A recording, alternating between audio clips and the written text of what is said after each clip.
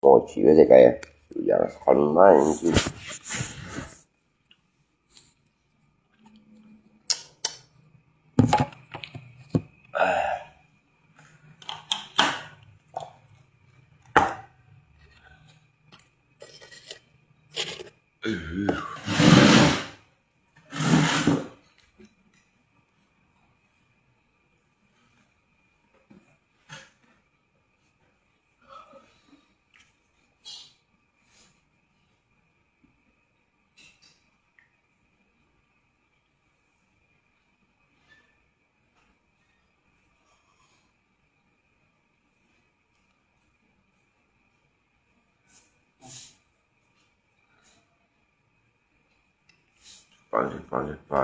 pan.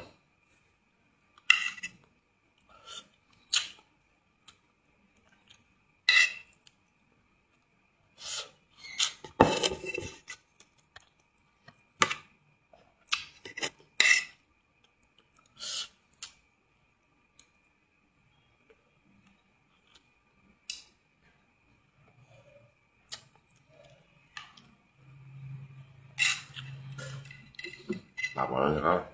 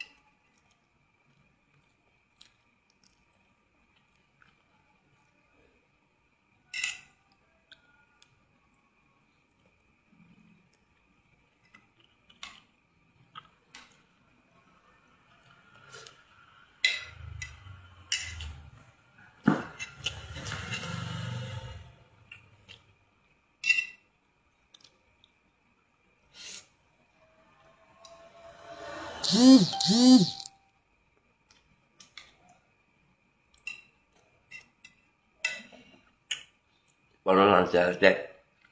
Kalau sih bueno.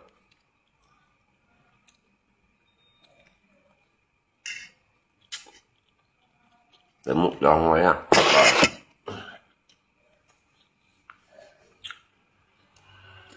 Temu pahong.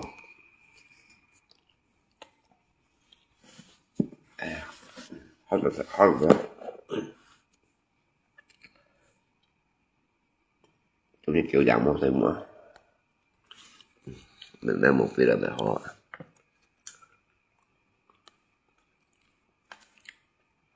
Chà. Nó edit mẹ họ. Khăn chẳng lại cái máy edit mẹ họ luôn là xem. Linh điếu nè. Toán. Rồi nó xem là. Còn là siêu điếu này là.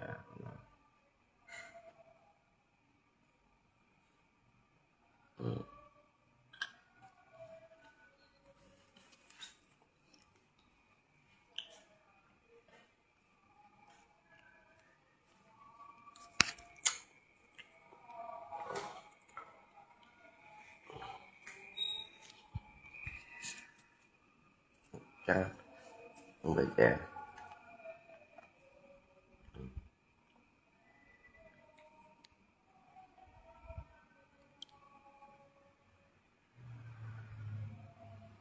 Theo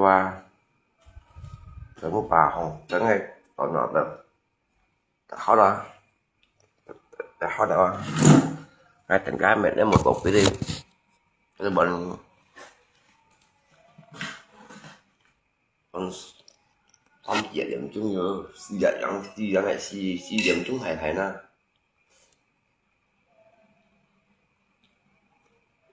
tại nó một chút xe bạc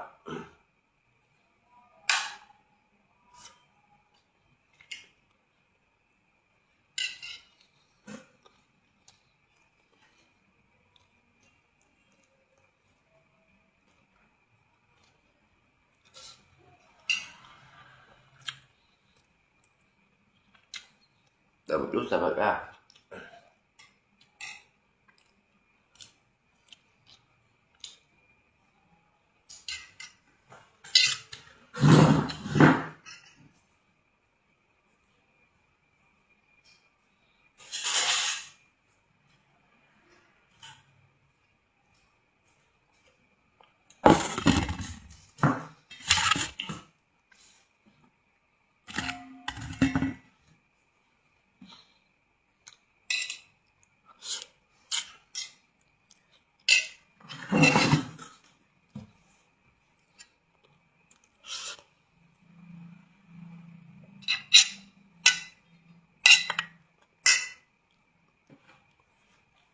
Hay còn tối thua tối sự nghiệp bạc bạc tối sự nghiệp nó nha bạc bạc trên thì bố mấy sự nghiệp trong nó thế nhau bạn bạn xem trong mấy sự nghiệp này bố mấy bạc đi hả gì anh nhớ kiểu cao buổi chiều bạc bao nhiêu nhiều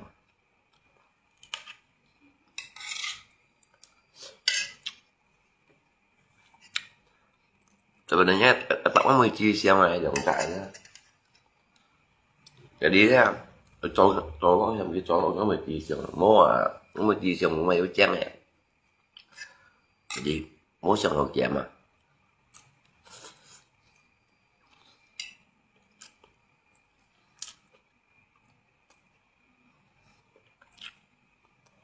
muốn xong một chén mà đó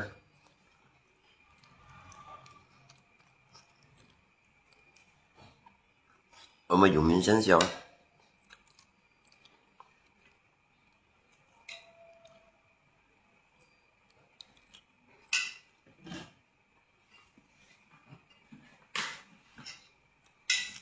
bạn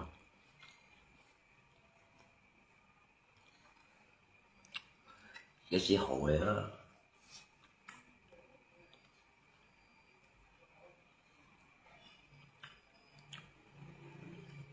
tụi mình tập đá đâu mùa xài theo nè xài người ta nó mùa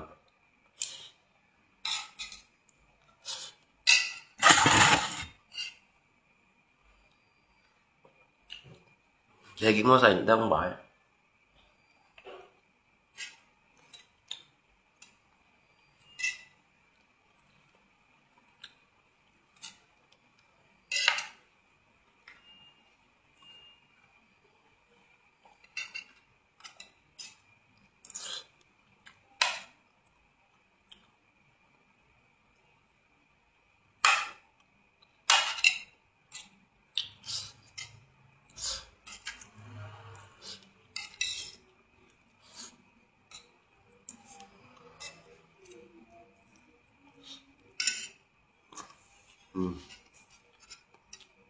được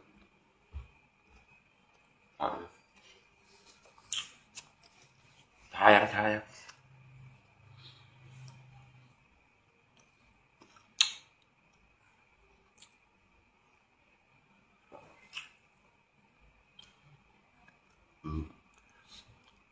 bạn dính mười mấy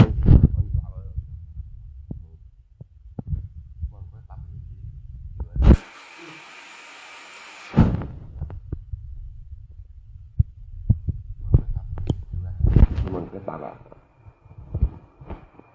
bạn ăn chứ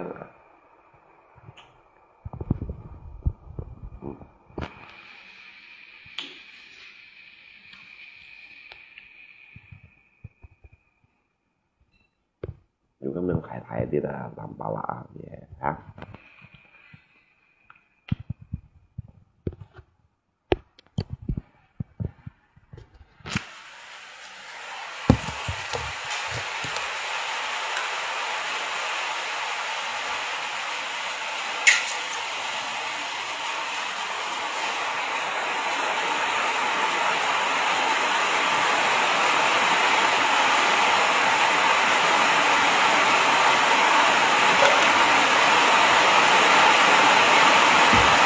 bỏ là không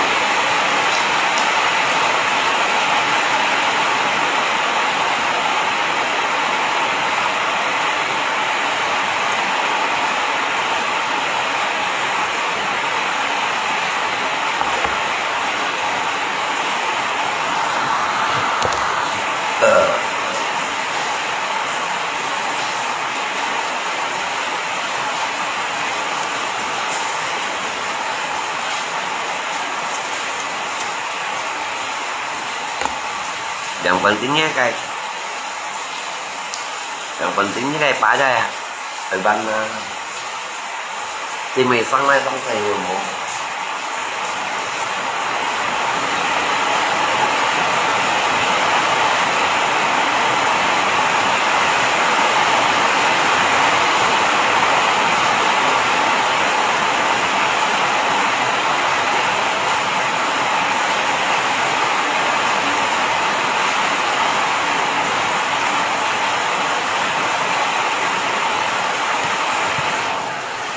落水啊，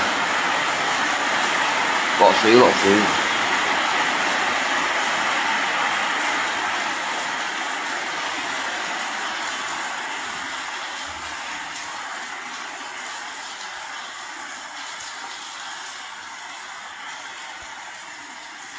落水啊！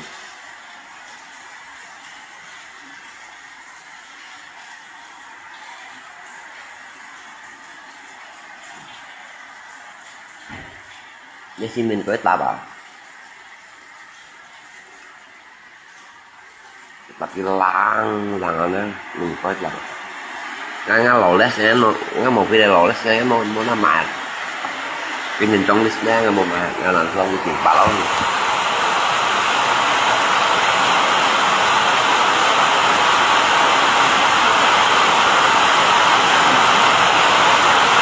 đó bị không á da của nó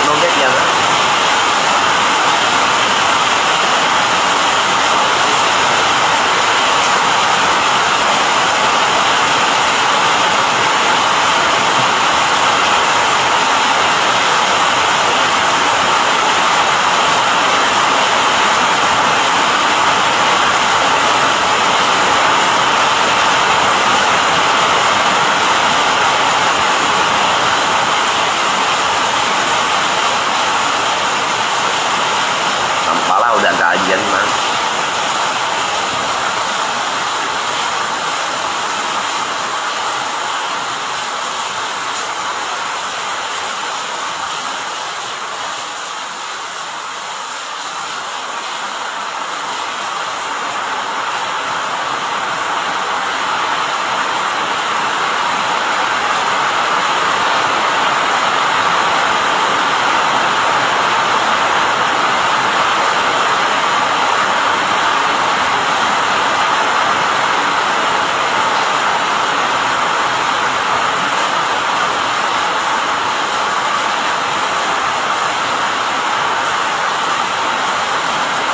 kopi makan lah ini yo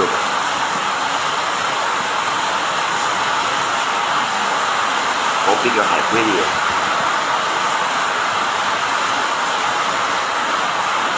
mua kopi tỉnh Thái là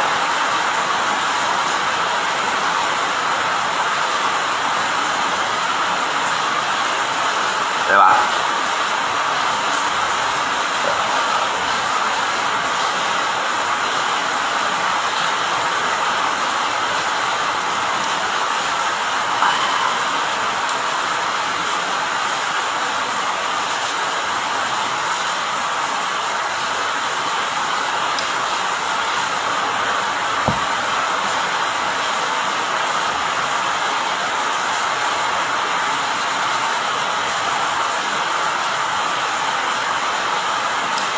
kopi chưa pha bảo quản nữa em pha không pha quả nào pha khát rồi đấy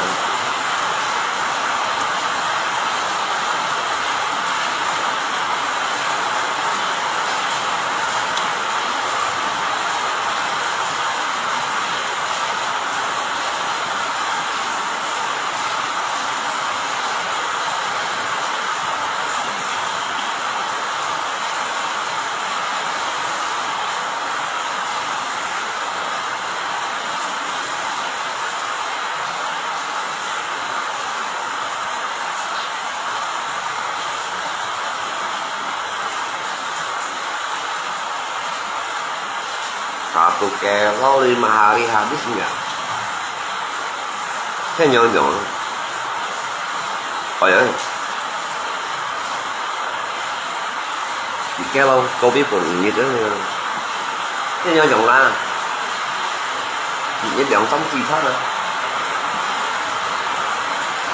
Những sống chi thân nha. Ôi ơi. Cái lo có biết phần thiết bị như vậy đó. Không như đó.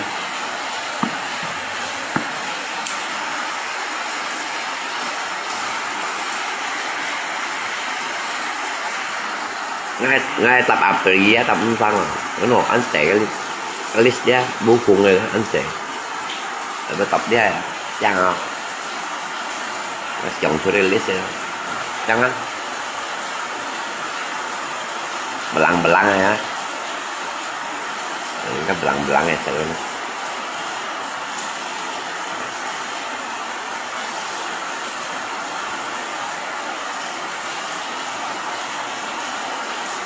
nó là tổng nó 10 chiều này nó sẽ cày trong một đống nước trắng này mà một đống nước trắng nó là tập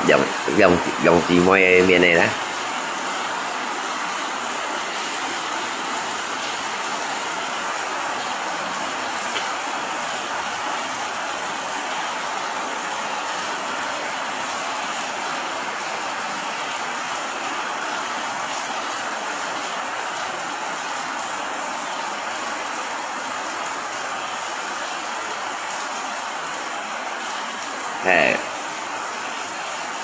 Kopi pun Pak Tong kosong Pak Tong à. Pak Tong cổ hiu hay thông đồ hiu nữa. Còn cái lo Pak Tong chứ việc gì nữa. Còn cái lo Pak Tong có thể chỉnh điều như thế. Tong à.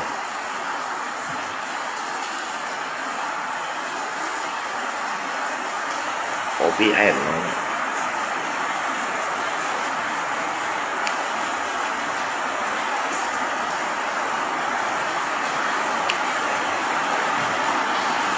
nó chỉ mới xe ai chăng nhịp bì ở tao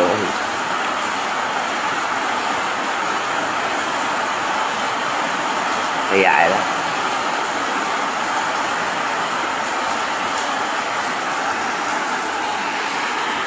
chỉ mới xe ai chăng cầm bỏ lên hai cái xăng nhiều rồi.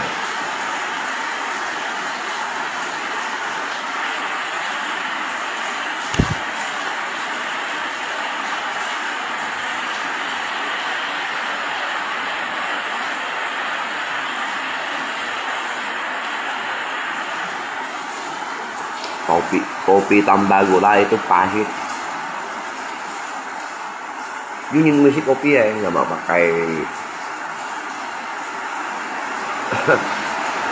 gula kan komang nhambui ya. Komang nhambui. Trong có thâm phổi nhiên chiếc đông xi tụi mới bỏ phòng.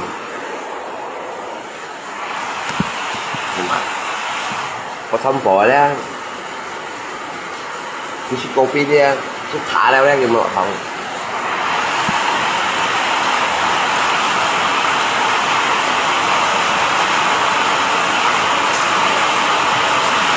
Cô châm nhậu đấy rồi đó. À kìa.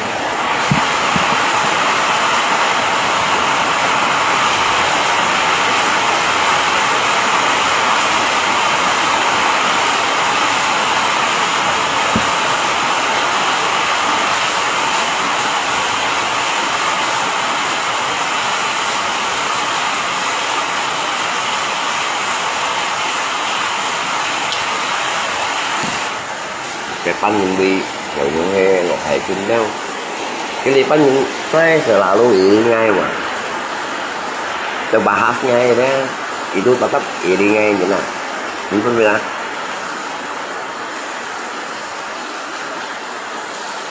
terbahas tambah lại như này đó chỉ tetap iri ngay như nè chứ mà cái mua cho ăn còn positif à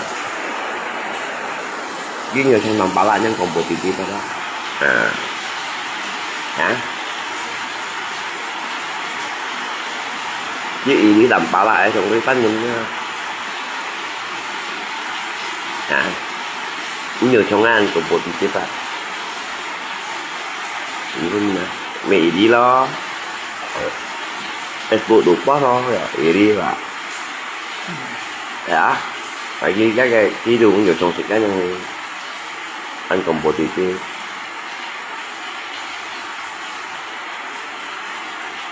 cho cái làm bà lại sih một kali buka tuh cowok tapi di luar ngay đầu mà cái những cái bạn cái mình may cho những cái bạn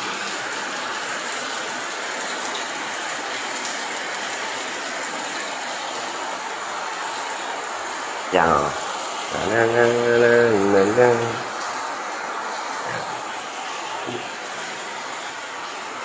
bông mô không 20 chiều ấy hay bắt dây kok bisa tempel di sini foto papa yang aneh-aneh lah namanya tim nhưng mà chỉ về hệ lần gì ngay tập cái chiều này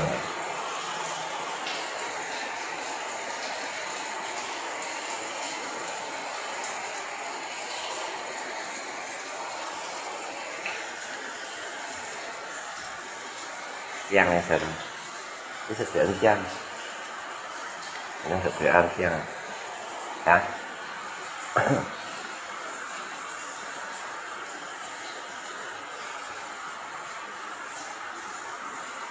bạn sẽ ăn cao không anh theo lăng nghe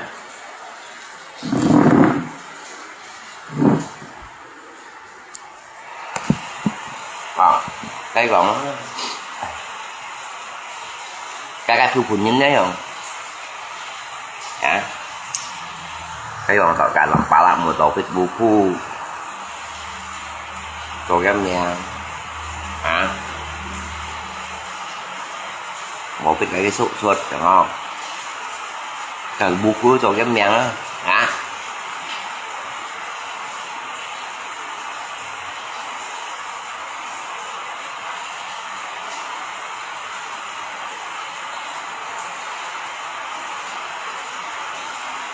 lọc nhà đi này chứ 10 tàu KB luôn trăm to rồi trăm to chạy kìa KB phải mà chạy kìa 10 KB 10 tàu KB lên trên mong KB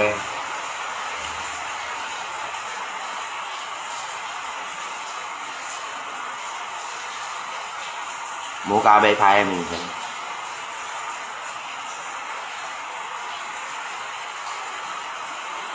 mua tàu KB trăm thôi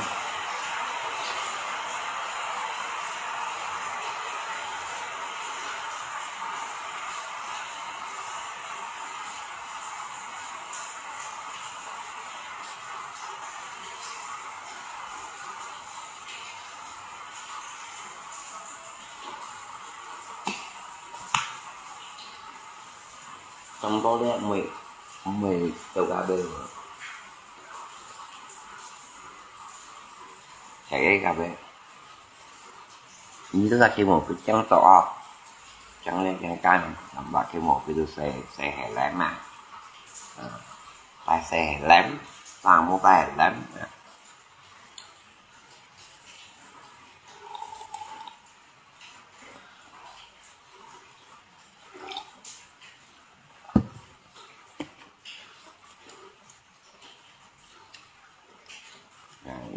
về hẻ lắm á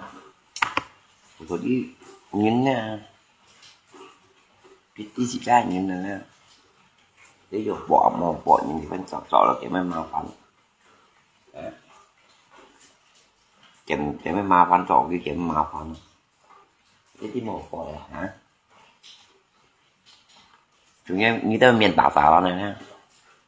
Bắc xào này là cùng một bỏ mua chổi sao bươi coi rằng mua lui rồi hả biết chọn gì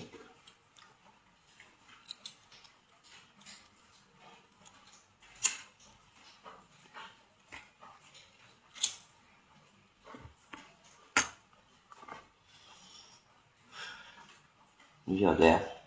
cái miền đồ một bỏi rồi xin để đó xịt ra nè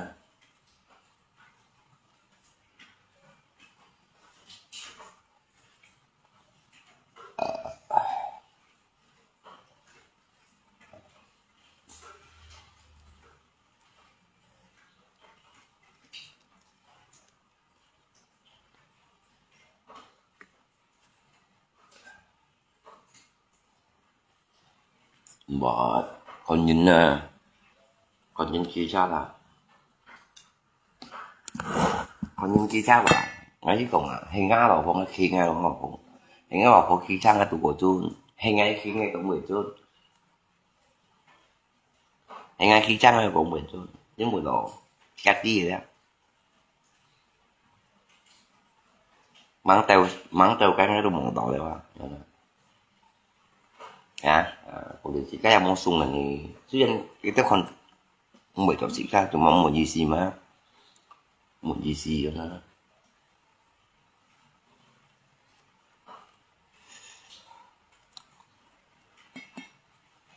chứ tôi cái tới không bởi cho chị khác tôi mong ăn một gì đó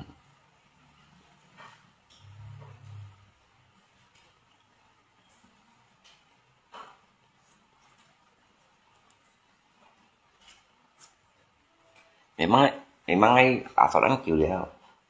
dia mau topi dari set ni lah benar gila suy ya memang pun kita sana rồi phiền nhìn nữa là cái mà một đồ biết chút đó thì cái suy cái gì đó à sai nè bảo là gì bọn sạch bảo là gì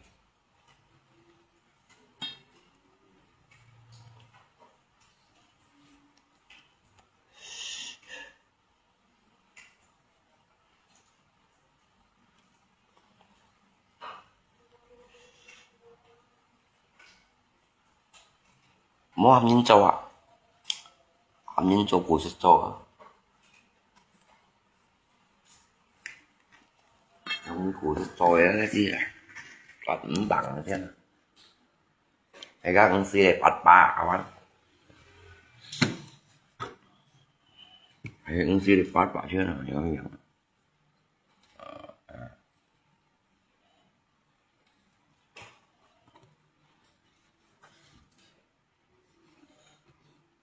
cái các con xe đấy bắt ba chưa nào nó lò lít nó lòng xuống với mà lòng xuống tập phật nó tìm phải là cái lò lít nó một sạch anh cái lò lít đi với sạch cái như cái là cái chuyện này nó lò lít nó là sạch cái thanh niên bị mười anh thành thân mạ cái lỗi như tụ phun á anh phải rằng anh nhanh chóng cặp ạ nhanh chóng là sẽ suy đẻ chứ không thầy bảo bộ mày đâu không đi chưa quay nữa nè em mang qua cái gì chịu bắn từ bằng xe anh bên nhiêu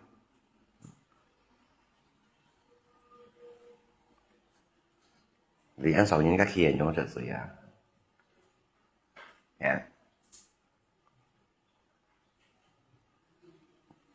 cái xe là anh chén à lính mộng á mới chỉ xa sạch nhau như xe nên anh phải lặng anh cái cuốn yêu làm rồi đó mọi người lại cái thấu bị nha một cái thấu bị nhau xe đây nha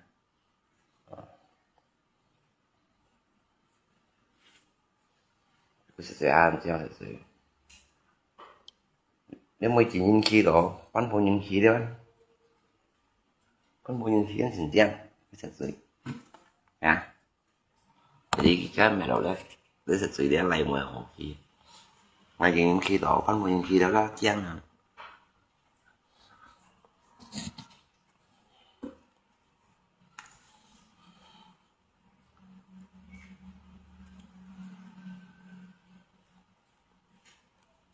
anh kiểu giống như ở trong cái liều mở đầu cá nhân miền ấp siêu biển như vậy thế nhìn chung mình mùa xài như tao mùi theo cái xài á một packet sau thì có mà xài hơn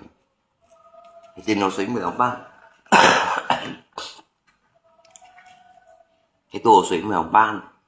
những packet là packet thì con lên thì sau rồi nhá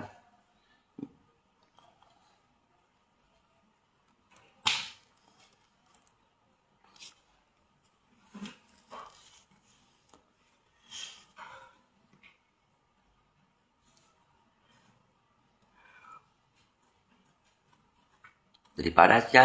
me kok makanya ho một tổ biết list yang nhớ sayang me chọn này xin xin list yang apa hết nha apa hết kan cái những bộ đi cả phải á những tập đi như thầu má cái lát rồi chứ cái thầu má cái lát rồi chứ như xả mày xả thông xì kêu giống một tổ biết thì hẳn như kêu giống mấy một tổ biết thề một tổ biết thằng phu thắng rồi tập chưa kêu giống một tổ thằng phu đâu giống tập chưa như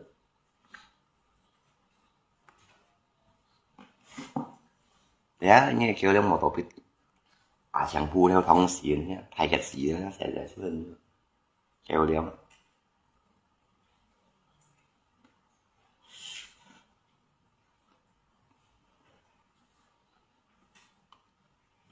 chúng kan sesuai nga body sesuai nga body mo singa kang về đó singa chát langsung pun buhunan nga sesuai nga body kalau kati an tau bu an tau cái mà mga bong căng nga chát rồi na pun ta đéo na pun ka panin ma khi tay đòi cái tông cha pun gì đấy pun khi tay đòi là cho cái rồi thao đông xí đấy bạn thao bẻ chọn được rồi na pun là đấy nó thả khỏi nó pun bú là pun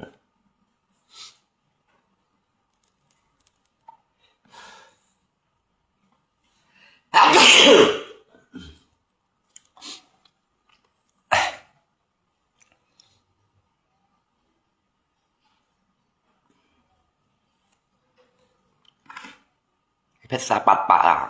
hay phết nhìn nè bát bạ trên dùng tập mấy tập thì kẹt làm sao cái đó cái là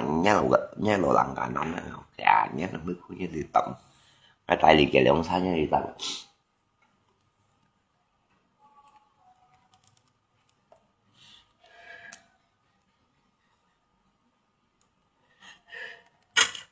눈창 신장 này nè 안녕하세요 nè 안녕하세요 nè bây giờ là 눈창 nè 눈창 á cái bị đa trang lên 눈 창 cái khó chết lên như là anh em bị chim chăng đểปั่นchăng là lý thiên của lý thiên này nè thuyền chăng chúng ta cả bà qua hết mấy này nè chăng làm số nè xin chăng anh nói chào tầm nhau là sao đây bây giờ xin nhiều em tri kan anh nhau sao 눈 창 thật ra chuyện chăng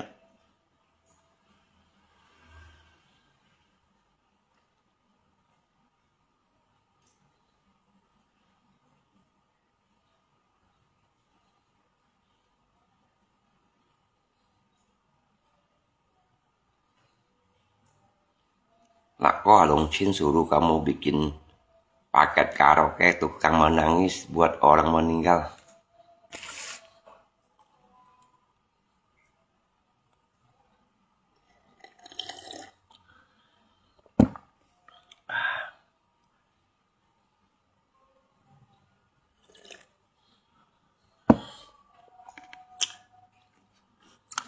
Anh hiểu không? Tukang menangis ya.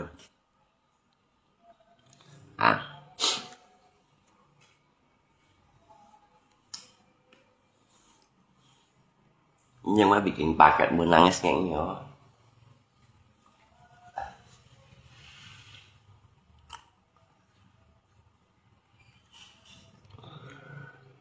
Thế là bếp khổ sao bộ các bạn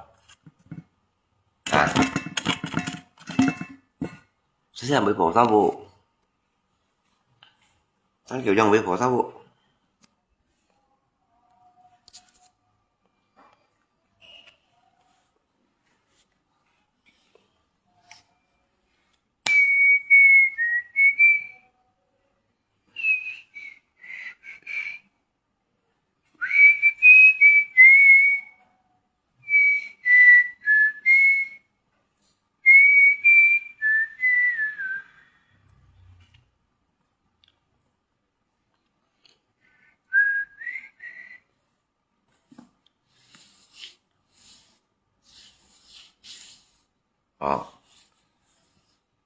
người con trai bạn ăn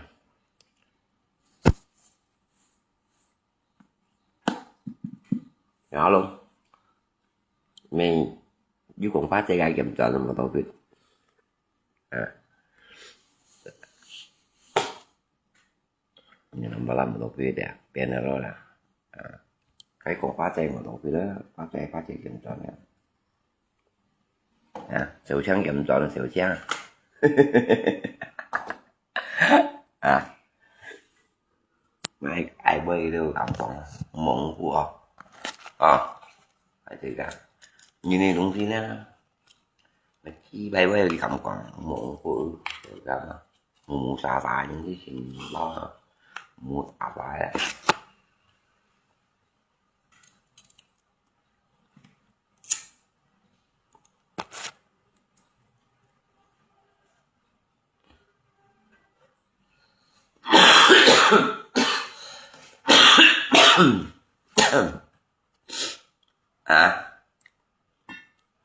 à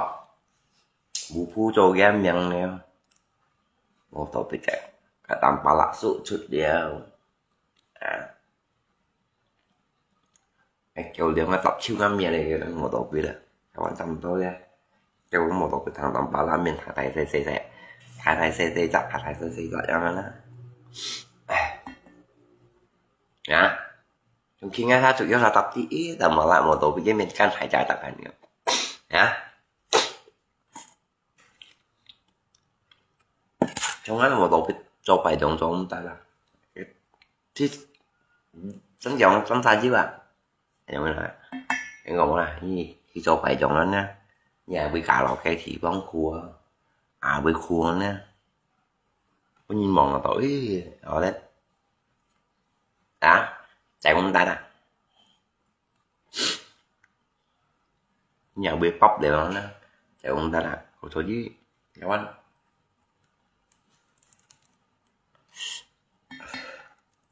ngồi cho bài chọn à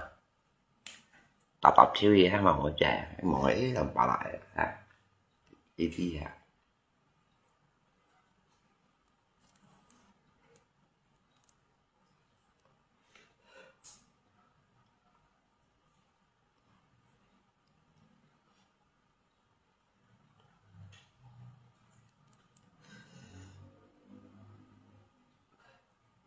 mà cái gì muốn tập tổ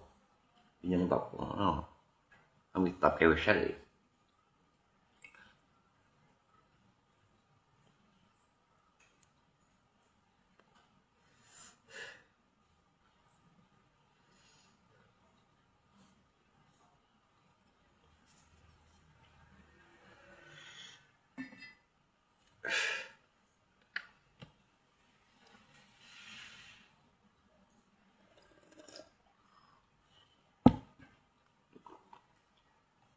phun anh sayang các nhân trong cặp à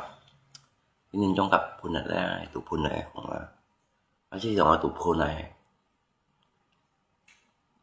không cặp phun nữa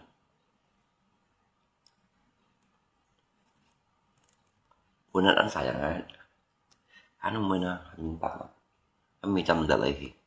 anh nhìn phun giống một tổ cái bên dòng theo lăng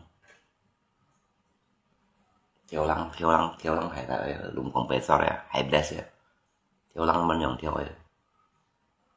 nhìn xả xì liệt nữa hay bless là nó trong giờ lại nếu như không cái hay bless nữa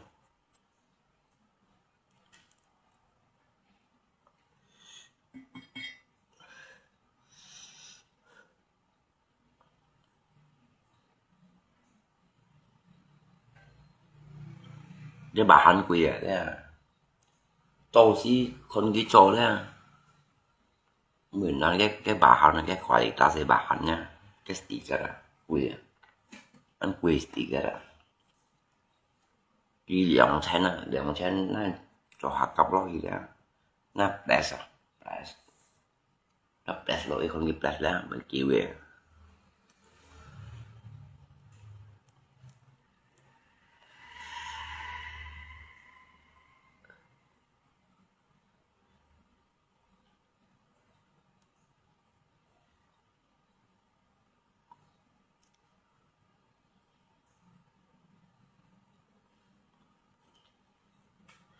Đó quý là xả thùng nhiều không biết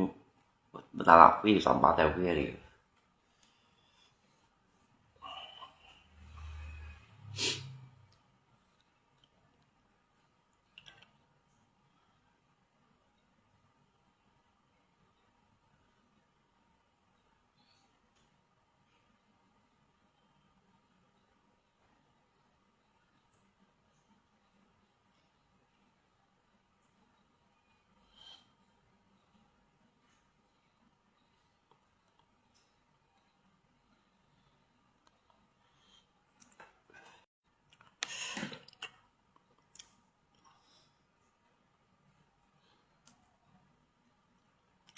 cả lùng chúng tôi dịch dòng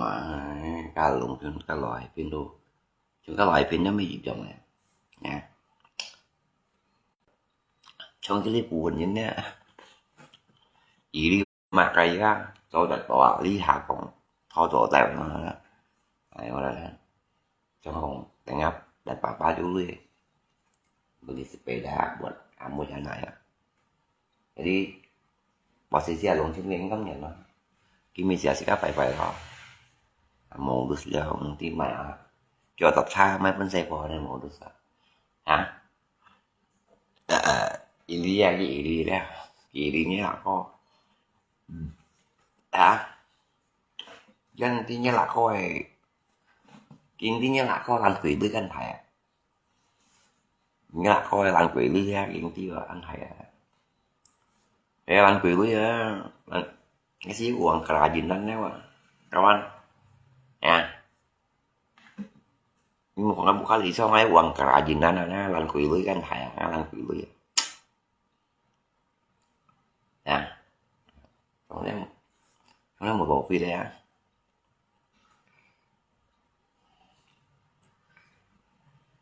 chậm chọn cái tấu phải Isu Isu à dạy thầy bán nhông còn là xe rồi chậm chọn mà đây hả bảo chi như trong một những dạng đó làm bảo là an tôi những cái dạng này là không sao vậy thì cái tấu ý gì cả là dạy còn thì thầy bán nhông còn là xe ý lý gì cả đều là cái sim con nha mua trong tầm ba lại nó đó cái này pop đeo ha trong các loại pin đeo bộ tạp đùng đeo một dàn to đeo nào chúng mà thấy thôi đã ý đi của nó bộ nhảy đi cả nha mà của súng chí tạc chấp vậy đó chúng mẹ nó cái nó là tạo lại bóng nha tạo lại khi trở lại bóng nha phá chạy đeo và cái nhìn lưới quá cái mình lưới quá cái bỏ phá chạy kỳ đeo cả rồi chị bốn video bóng nó mèo họ luôn đeo súng chí đạt keo về đó súng chí đạt keo về như đi nó bao mà súng chí đạt keo tại cái các phòng đi chủ về cái xe lấy cô như thế này cái mình phòng đi chủ được súng chí đạt keo về như chị cũng nghe với đứa dòng căng là bị khét tầm bà lạ bị post tầm bà lạ hả cái bị cạnh như lạc đấy hả em một súng chí đạt keo về súng chí đạt keo về đó không đi chủ về cái chiếc chiều ý lý tầm bà lão cái được bóng một chèo bóng chuyện bóng bà đa vậy ra chỉ còn chuyện bóng bà đa ý lý gì cả tapi bòi chỉ cả nó nằm bà lại khí chiều đi ngang đừng bắt khí chiều đi ngang ngay xong nó ăn lên gì ăn ngủ niệm ăn cho ăn nhồi nhìn không nó như ăn nhồi nhìn nha bị gì đi như vậy bởi vì nghe là bà ăn xì hành còn lại cho anh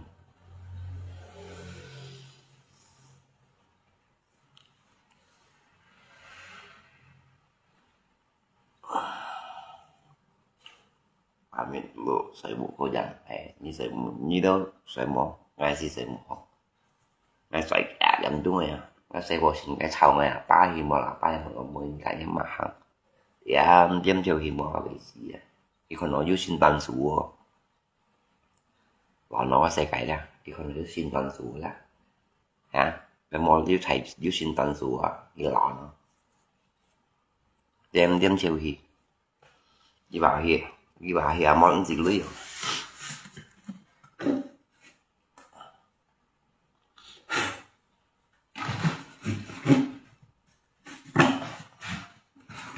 di nó hi món gì lưới rồi phải chạy cả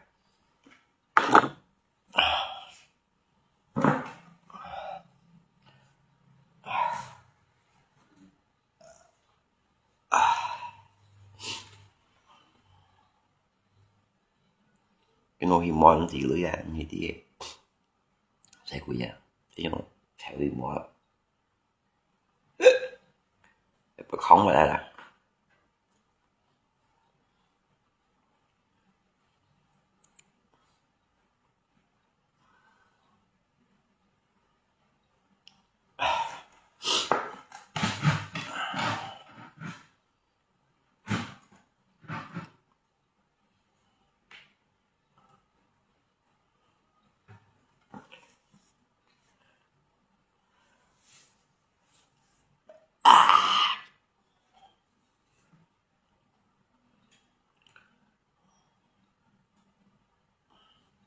sự kiểu bì kiểu cái má sự kiểu có thể bì với nhau nó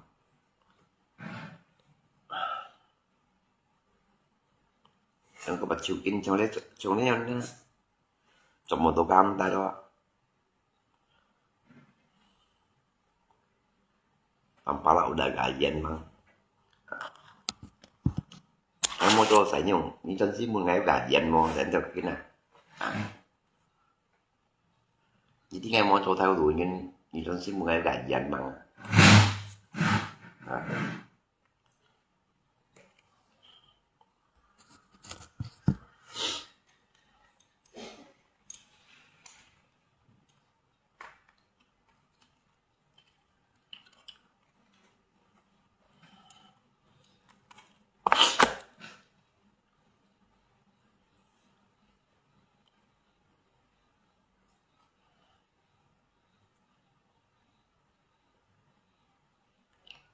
ni tí tầm bọ mau cho theo đuổi mau cho saya gajian nè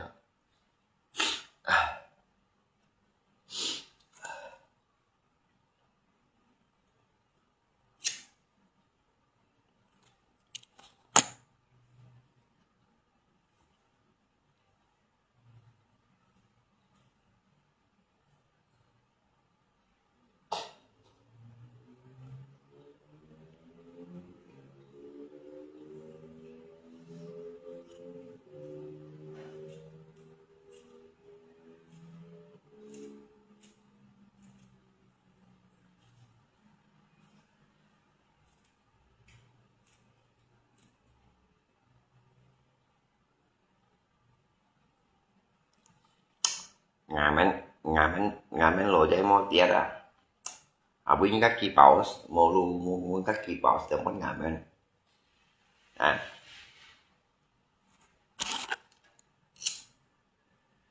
dương kaki paus nó phải ngamen ya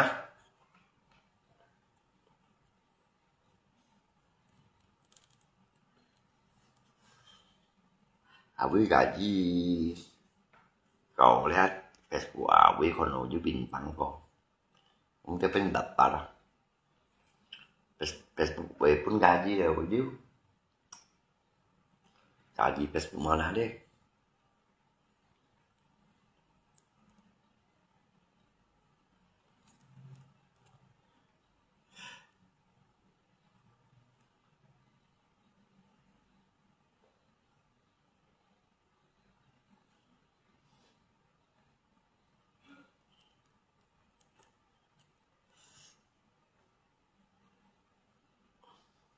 jadi pun itu sah hari kan bayar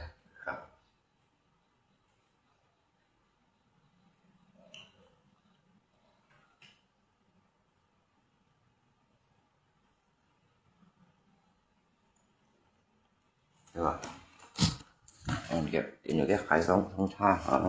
có cái chưa sai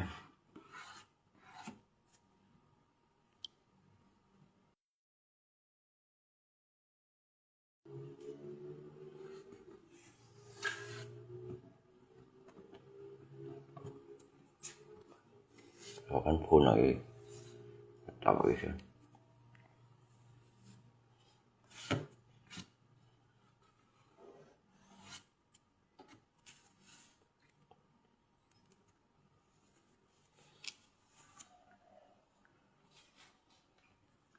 sao vậy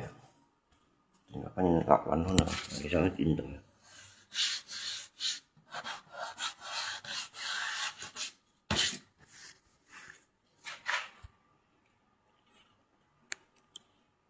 sẽ ăn chiên rồi không ăn chiên như này sẽ rồi phải chiên nó sạch sẽ hả em mong phải chiên này cái cà phê phải xài kìa xài cái cà phê phải xài kìa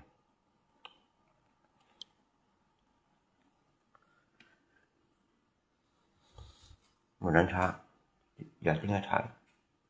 cái cà phê phải xài cái kiểu này rồi không bị đẩy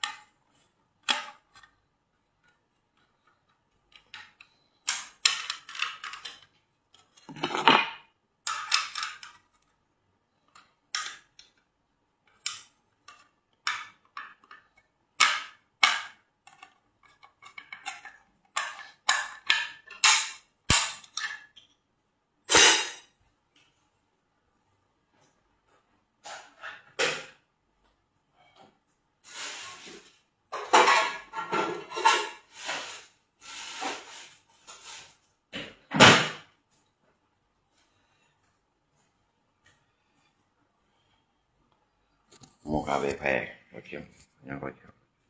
mua cà phê nó chừng còn quỷ cha mua cà phê có xăng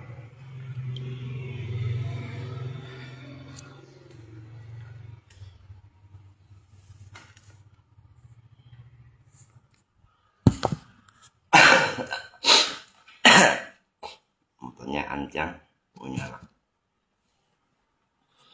tại sao tay dòng nếu một tay theo tay dòng em mới bỏ sán bọn sắt bọn này cái mới bỏ sán jadi dia Facebook tuh ya kan ya jadi dia cái Facebook tuh kan kata iri post lah post ka jadi cái mấy cái hana mấy cái iri mấy cái đó ungkam nhận à mấy cái ungkam nhận cái post này mấy cái đi phụ phụ những iri chị gái cái gì post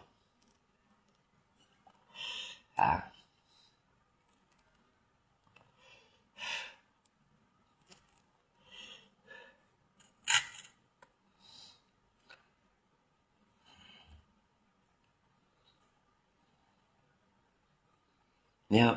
nếu liệt huệ những chỗ đấy nó sẽ dù siêu vậy nếu dù siêu như này bảo bội rồi thì muốn dù siêu như thế nào thế chỗ đấy sáng say như này dù siêu một tận nhà chị ăn lý có cậu chưa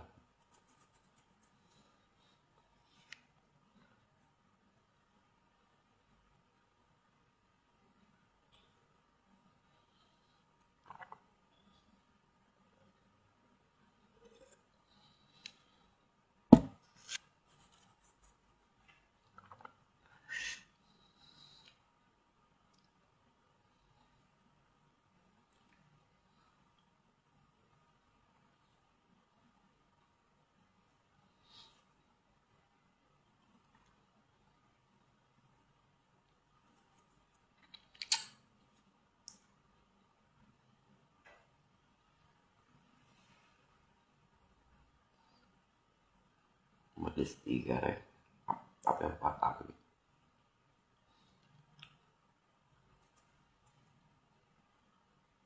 tao mấy cái làm sao đây nè làm sao sticker tapi mày kita không tập thôi phải thật sựเลยสั้นๆtậpไม่khó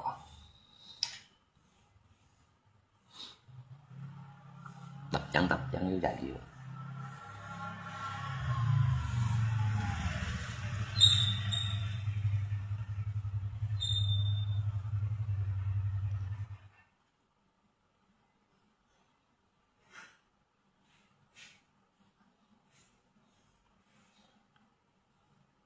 Sasian bị chảo là hành nó măng rồi ha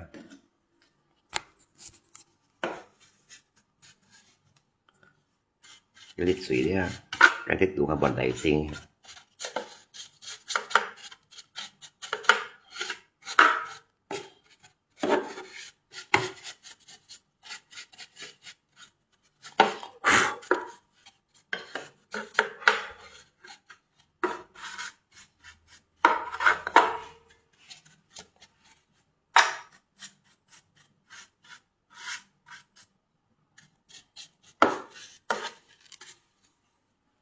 mình racing không cái mèo cái cá chung tại 2 lít nữa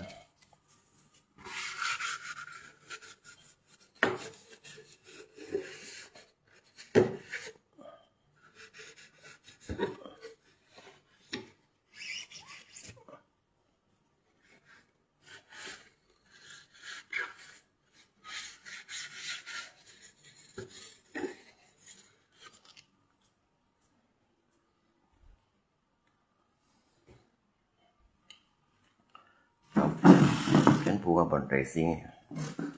cái racing này cái CDI nya ban racing juga dia lah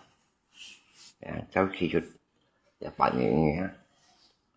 CD ấy bận racing cái chúng như bận racing. Đôi khi chụp bằng xe thấy không? Cái CD ấy mình cho nên bỏ này nha. Bận racing nha. Đôi khi chụp bằng xe thấy sao? Nếu các mèo như đâu à? Có thẻ rồi đi bán này bằng. Bằng cái CD ấy mà bằng cái CD ấy bọn nó bisa di yang kasih semangat ngali yang kan speed FGD trong cái thứ hai kan mày mà cái thằng thằng xe bạn nhìn thằng xe nhiều bạn nhìn em pri bạn nhìn chúng nó đang speed FGD F1 ya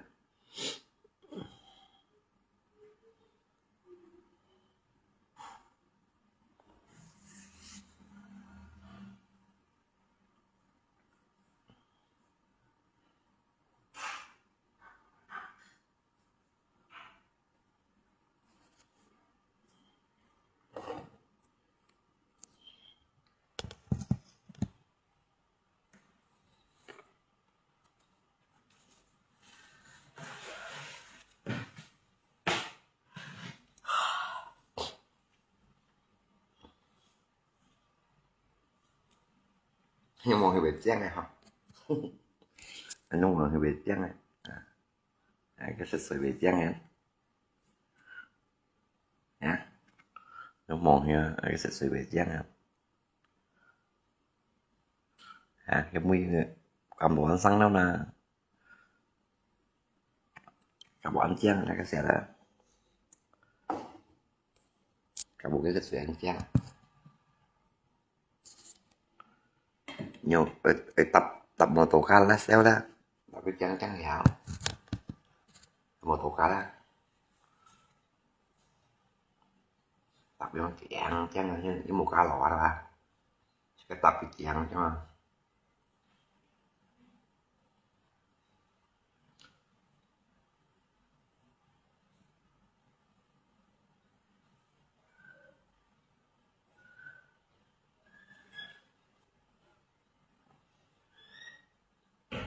một cá cô tập đâu anh nhưng mà tố căng cùng nhưng một tổ cái cô nằm tập á như căng cùng cái căng cùng cái tập các chàng cho nó các chàng bộ tập cho lên bên chàng ha tập gì cũng bị muốn phải bọn lót bọn đội á âm chàng ha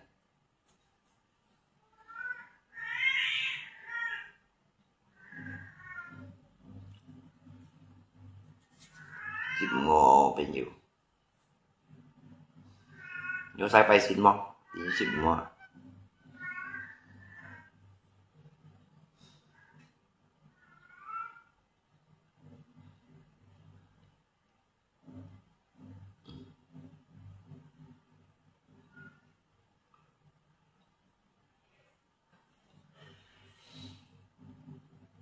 nhìn xí xí điện nha nào không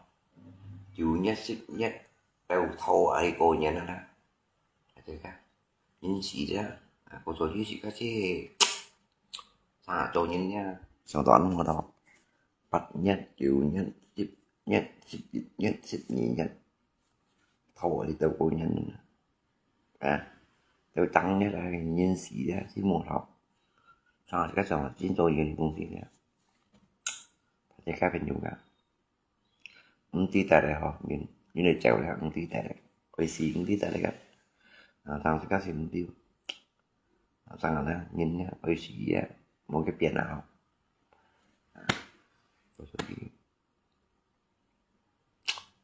chuyện này rồi những định nó điểm đến rồi vậy một mình thầu một mình thầu là chuyện này là để cái những cái đang dính dính cái chuyện rồi vậy nữa một mình thầu hiểu không mua gì gì rồi vậy chuyện nữa anh mua gì gì hiểu cái siêu như tôi sao một thầu à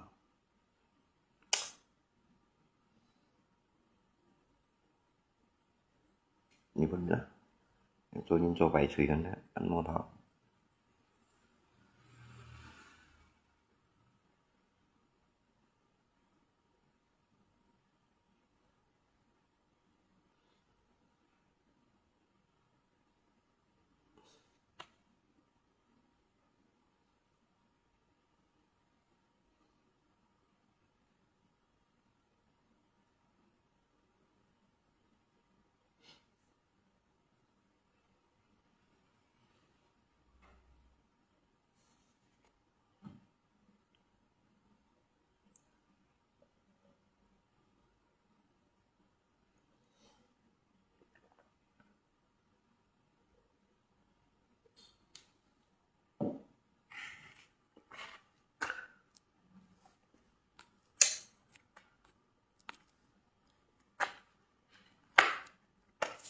in the land of world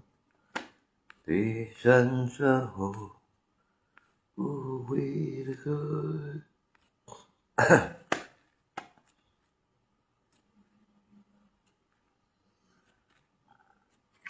날 쳐다봐요 벤유가 집이 우리 nhưng mà chết một